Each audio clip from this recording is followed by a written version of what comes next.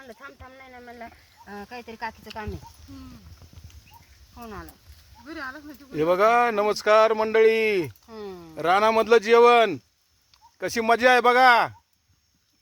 काय आहे रे बघा, आंबे आंबे येत. हे बघा इथले शेत आंब्याची काढलेले आंबे काय, आणि हे आपला बाग आहे पूर्ण.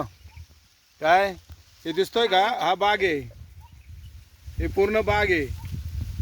आणि हे नारळाची झाडं, आंब्याची झाडं.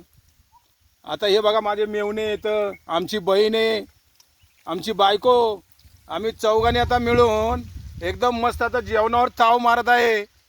आता बघा हे आमचे मस्त भारी वांग्याचं कालवण आहे, भारी भाजी झालेली वांग्याची.